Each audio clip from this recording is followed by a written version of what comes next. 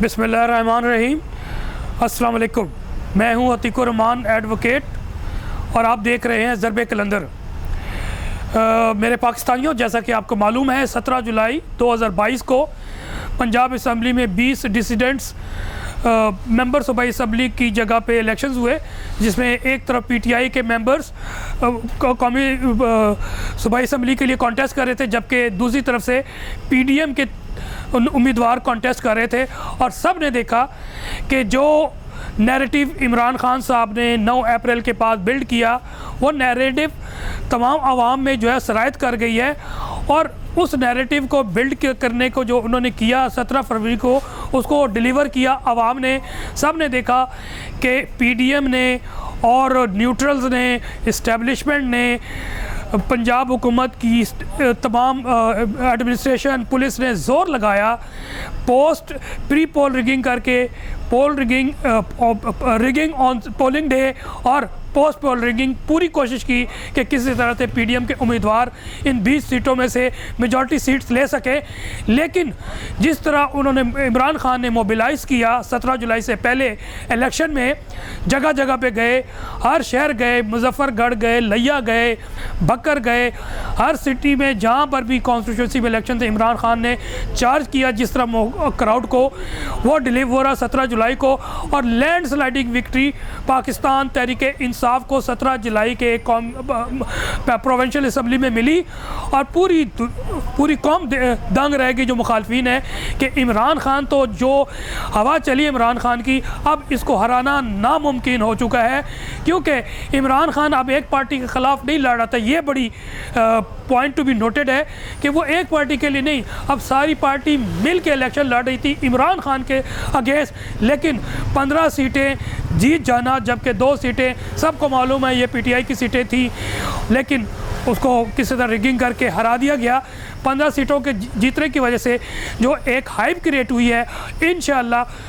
अगले आने वाले जनरल इलेक्शनों में ये डिलीवर होगी। और पाकिस्तान तहरीक इंसाफ जनरल इलेक्शन में सूबाई असम्बली में भी, कौमी असम्बली में 2/3 मेजॉरिटी के साथ मेरी ये पेश गोई है कि तहरीक इंसाफ जीतेगी। अब मैं फ़र्दर डिस्कस करना चाहता हूँ कि 22 मुताबिक हुक्म सुप्रीम कोर्ट 22 जुलाई को चीफ मिनिस्टर का फ़ैसला होना था, रन ऑफ इलेक्शन था बिटवीन हमज़ा शहबाज और परवेज़ इलाही। 22 को मैदान साजा जी। मुख्तसर ये कि डिप्टी स्पीकर जो कि चेयर कर रहे थे as a speaker provincial assembly, election contest हुए, डिप्टी स्पीकर बैठे हुए थे और उन्होंने कंडक्ट कराया। तहरीक इंसाफ के 176 और काफ लीग के 10 मेंबर सूबाई असम्बली ने परवेज़ इलाही के हक़ में वोट दिया, जबकि 179 वोट्स आए हमज़ा के। तो इस तरह से पाकिस्तान तहरीक इंसाफ के 186 और नून लीग के, पीडीएम के 179 थे। कानूनन तो ऐलान कर देना चाहिए था डिप्टी स्पीकर को कि पाकिस्तान तहरीक इंसाफ और काफ लीग के जो कैंडिडेट परवेज़ इलाही जीत गए, लेकिन ऐसा नहीं हुआ। मालाफिडी फिर एक दफ़ा साबित की और against the constitution with ulterior motives. Deputy speaker ने एक नई चीज़ की कि जनाब, उसने जब अनाउंस किया कि जनाब ये 186 इनके वोट्स, 179 पीडीएम के वोट्स, लेकिन मुझे एक लेटर वो जो उन्होंने निकाला जो कि जादू का लेटर था, और उन्होंने कहा चौधरी शुजात हुसैन जो कि पार्टी हेड है, मुझे एक लेटर मिला, जस्ट वर्ड कहते हैं, I just receive that letter. वो लेटर उन्होंने दिखाया और उन्होंने कहा जनाब उसमें लिखा कि परवेज़ इलाही को वोट ना दें और हमज़ा शहबाज को दें। इस तरह 10 वोट जो कास्ट किए काफ लीग ने वो डिस्कार्ड किए जाते हैं। इस तरह पाकिस्तान तहरीक इंसाफ के कैंडिडेट को मिले 176, 179 मिले, दूसरी पीडीएम के कैंडिडेट को इस तरह हमज़ा को जिता दिया गया। मुख्तसर सेम डे पाकिस्तान तहरीक इंसाफ और काफ league Supreme Court Lahore registry गई और रात को अदालत लगी और नेक्स्ट डे फिक्स हुई, जो कि सब ने कौम ने देखा 27 को हाल हवाल से बताए। मैं पॉइंट ऑफ लॉ बताना चाहता हूँ कि मैं समझता हूँ it is very clear case, open and shut case, कि कॉन्स्टिट्यूशन का आर्टिकल 63A1B प्लेन रीडिंग कर लें तो एक आम सा इंग्लिश समझने वाला बंदा बता सकता है कि प्रोसीजर ये है कि पार्टी हेड की इम्पोर्टेंस नहीं है। पार्टी हेड की जगह पार्लिमानी लीडर जो है वो जिसको डायरेक्शन देगा उसको मेंबर बाउंड है कि वोट कास्ट करें। और जिस तरह सब ने देखा कि पार्लिमानी लीडर साजिद भट्टी ने एक दिन पहले सबको बुला के डायरेक्शन दी कि परवेज़ इलाही को वोट दें, और उन्होंने कंप्लाइंस में परवेज़ इलाही को वोट दिया। और अगर उसी की बी की इंटरप्रिटेशन में दूसरा पैराग्राफ दे दें तो पार्टी हेड का रोल उस वक्त शुरू होता है कि अगर पार्लिमानी लीडर की खिलाफ वर्जी, ऑर्डर की खिलाफ वर्जी करते हुए वो जाते किसी और को वोट दे देते तो पार्लिमानी लीडर वो पार्टी हेड को कंप्लेंट करता और कंप्लेंट के बाद वो डिसक्वालिफिकेशन के लिए प्रोसीडिंग करता पार्टी हेड। ये कॉन्स्टिट्यूशन कहता है। अगर इस कानूनी पॉइंट से हट के भी देखा जाए तो वाकयाती तौर पे फैक्चुअल कंट्रोवर्सी में हम देख ले, अगर उनका ही हम ले लेते हैं कि जी पार्टी हेड वोट करता है, जो है जिसको डायरेक्शन देगा आप उसको वोट देंगे, तो मेरा क्वेश्चन ये है कि चौधरी शुजात ने कब सेंट्रल एग्जीक्यूटिव बॉडी की मीटिंग बुलाई और उसने डायरेक्शन दी अपने तमाम 10 मेंबर सूबाई असम्बली को कि जनाब आप हमज़ा को देंगे? ये भी नहीं हुआ। इसके अलावा किसी तरह से बुलाकर भी वो उसने डायरेक्शन नहीं दी, ना रिटर्न कोई डायरेक्शन दी। और इलेक्शन भी कंडक्ट हुए उस वक्त तक उनके नॉलेज में ये बात नहीं थी। वो तो नॉलेज जब कंडक्ट इलेक्शन हो गए तो वो डिप्टी स्पीकर कहता है कि जनाब ये एक लेटर आया, तो उस लेटर की भी कोई हैसियत नहीं है। तो मेरे हिसाब से ये एक ओपन एंड शट केस है। सुप्रीम कोर्ट ने फिर वहाँ पर हेयरिंग की और हमज़ा को जो हल्फ ले चुका था दोबारा उसको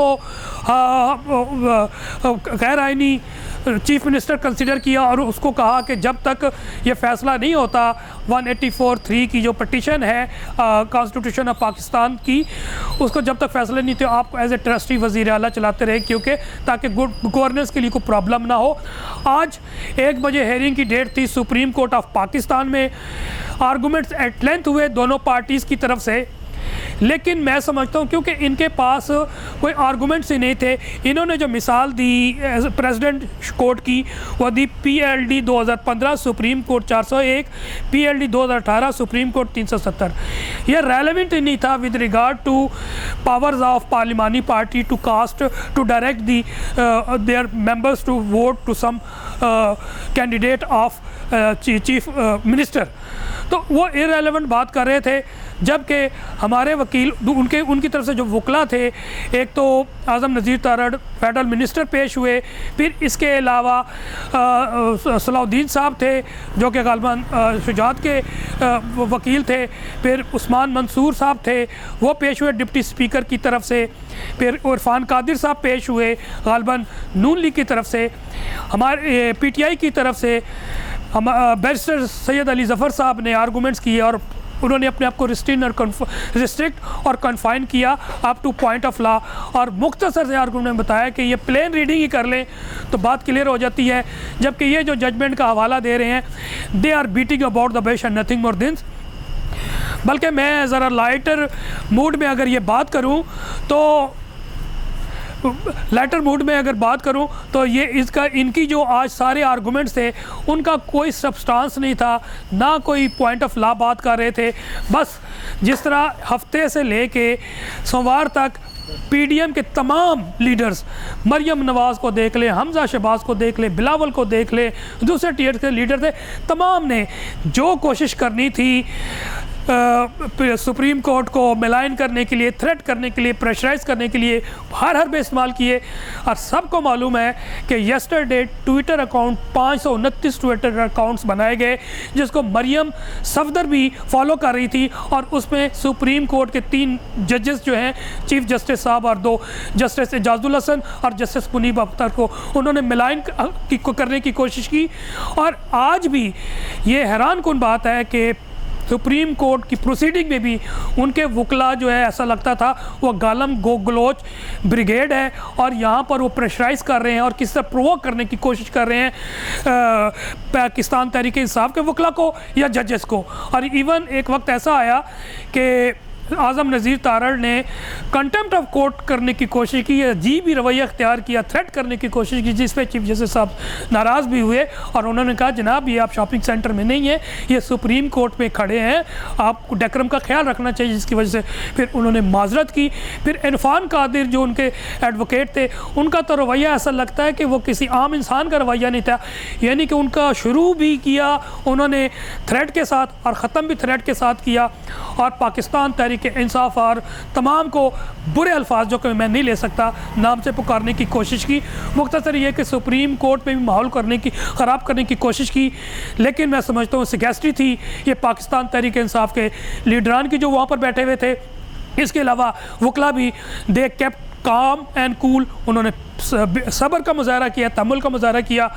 और मुख्तसर ये कि जब उनके पास कुछ भी ना रहा तो उन्होंने टाइम गेन करना रिक्वेस्ट करनी शुरू कर दी कि जनाब हम तैयार नहीं हैं, हम थर्सडे को करेंगे। बहरहाल सुप्रीम कोर्ट ने फिर इसके अलावा फुल बेंच के हवाले से प्रोसीडिंग हुई, उन्होंने कहा जनाब फुल बेंच करें, बड़े इधर उधर के आर्गूमेंट्स दिए, जबकि 25 साल की तारीख़ में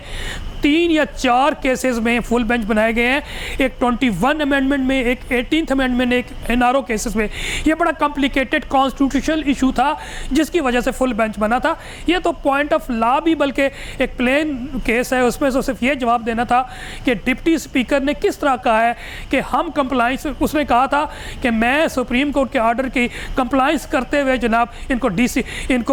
इनके वोट को डिस्कार्ड करता हूँ। तो ये जवाब पूछना है, जबकि वो जवाब नहीं दे पाए। मुख्तसर ये है कि आज जब फाइनली 2 सेशन हुए और तीसरे सेशन में जब सुप्रीम कोर्ट के जजेस आए, ऑनरेबल जजेस, तो उन्होंने जो उनका फुल बेंच की एप्लीकेशंस थी तमाम की वो डिसमिस कर दी, और कल के लिए जो फर्दर पार्ट हर्ड हो चुका है, फर्दर आर्गूमेंट्स के लिए कल यानी कि 25 जुलाई को दोबारा बुलाया है, 11:30 बजे प्रोसीडिंग होगी। और मुझे उम्मीद है as a student of law कि ये ओपन एंड शट केस है, ये जीत पाकिस्तान तहरीक इंसाफ की होगी, पाकिस्तान की आवाम की होगी, और पीडीएम